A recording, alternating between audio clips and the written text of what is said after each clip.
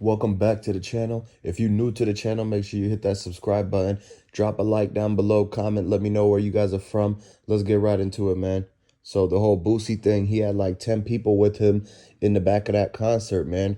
And like he knows who all the people were, so they had to have seen something. But most importantly, when Duke was watching the concert and he came out the backstage and everything with his cup, it was two guys sitting in the back of the concert watching Duke the whole time. And every time he walked to a certain room or a certain side of the arena, they started moving too. And then eventually they done passed by each other. That's when one of the guys asked Duke for a picture because he said he recognized him with other rappers. But Duke don't be out with other rappers like that. So that's the first red flag. If somebody asks to take a picture with you and you not really like a celebrity, you more of a businessman, that you got to be more careful in that situation because that could be somebody trying to set up. They really was trying to send a picture to their friends to show what Duke was wearing so that when they came back and spun the block around, lapped it, and when he was going to the parking garage, they're going to know exactly what he had on and they're going to know exactly who to look up, who to find. So that was the first red flag, the first major one that kind of set the whole thing off. Because you can't just have two people following you around like that and you ain't got no security. And now Boosie's busy. He's on stage. He can't give orders to none of his guards and tell them to come and look for and find you to protect you. So at that point, that's when he knew that he basically had to, like, he tried to, was like, okay, the concert ended. Let me just go ahead and bounce. But it was too late because he was already being watched. Everything was already in play. And they were just basically playing their roles, playing their parts and waiting. He walked out that back hallway. He hit that door with the exit sign, and he had all the people to the right, but he took a left towards his car. Because remember, all the Boosie and his people were parked to the right, and they're hanging out over there. But for some reason, they had told Duke that he had to park in a specific area. So he was walking with his bags and walked out that door, and he turned left and he passed the garbage can and the little thing that had the cigarette butts in it. And as he kept walking, he walked at least 20 parking spots before somebody else pulled up. And now Duke's walking to a truck because people saying he pulled up in a truck, right? And so as soon as he's going and he gets far away from the crowd, then that's when a truck pulls up and they jump out. And when they did everything and everything happened, and the people run up, and after firefighters and everybody came, they looked through Duke's car and they're like, yeah, he didn't have anything other than the jewelry that he had on him, basically. And so they purposely left the stuff that he was wearing so that they could take the things that was in the bag and the luggage, because he had the two Louis V bags. And y'all know how people and celebrities and everybody, they carry a lot of their high expensive, high ticket items inside their designer bags. Like, that's a trend. Everybody does that, especially when you're a jeweler like that. He gets the custom made bag that is literally meant for his company and his jewelry collection piece. Because remember, it was that box with all the watches in it, and it was the chains. It had a section for each one of them. That was what's inside the duffel luggage bags. And that one, it had the Louis V print on the outside too.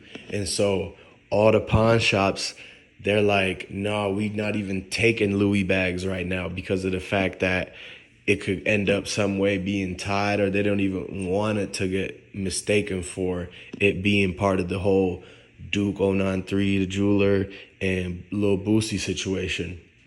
Because that night at that Lil Boosie concert and Plies was there, that's when Duke was actually showing the jewelry to Boosie and seeing if Boosie wanted to use any of it and rent any of it to go on stage real quick. Like, that's how some jewelers even make their money. Or if he needs to get a piece that's not clean and swap it out for a clean one, that's what Duke is supposed to be there for. But at the end of the day, they know that they wasn't gonna buy any of the chains, so they knew he was just a walking like lick, like he was just walking around with all that jewelry, all the cash in his pockets, and the cash in the duffel bag. Like when somebody looked and they seen how expensive his truck was, and the fact that he was walking around with the LV bags, and he even had on like everything, the glasses, the chains on, the watches and the rings, then they were like, whoa, that's when they jumped. They knew that that was Duke. They knew that they had their person because they were told to look out for somebody that had everything dripped out, and he was going to be parked alone in this old area. Like they already seen what Duke looked like from the dice game. And so if he came to the dice game like that, then he's going to even have even more stuff with him for the concert, especially because they thinking that the venue is supposed to be like top-notch security and that nobody's going to touch him. Well, when everybody goes back to their parking spots in the garage, that's when you got to be able to look out. That's why you always got to get a good spot. Like you got to get the one where it ain't too much in the cut or nothing like that. And so you can't have other people directing traffic saying, no, you can't come into the VIP parking. He's part of the whole VIP. And so that's why they cut him off from the VIP, even though he followed the driver. Like Boosie's driver was basically driving and Duke was behind him. So he should have known to tell him, hey, I got the two cars behind me, that's with me. But for some reason, that's when everything got misconstrued, and it basically they put up the barrier and the gate down, and they told Duke to the security walked up to him. He told him to roll his window down, and he said, "No, you can't go into this same lot as Boosie. It's not happening." So they said you have to turn around and go through that one and just go all the way around, and you're going to still be by the door, but you're going to be way, way across from Boosie, and then you're going to have to walk a little bit. And so he's like, why? And they said, because they said so. So if they said so, then that means that, basically they was trying to make it so he was over there with nobody around.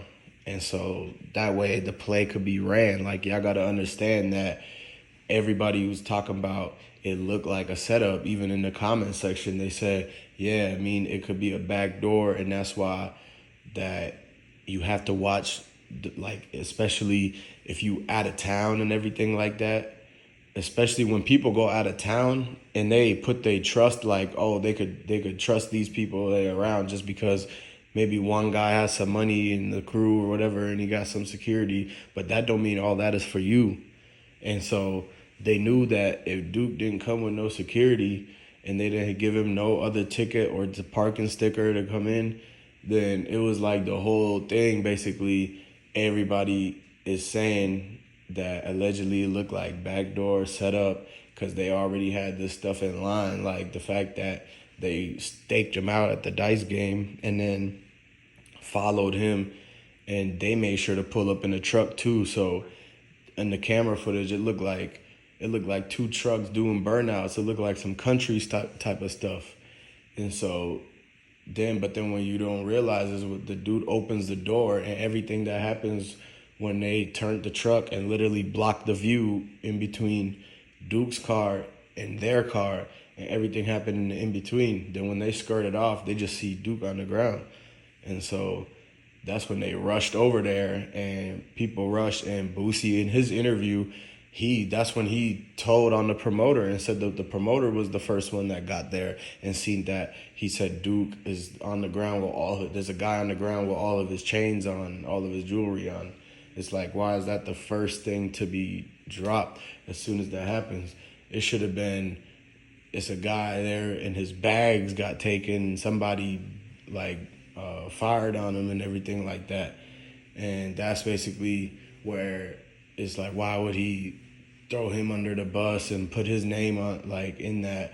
if he actually was there that night. Like, everybody was there because the concert just ended and they was all going to that parking garage.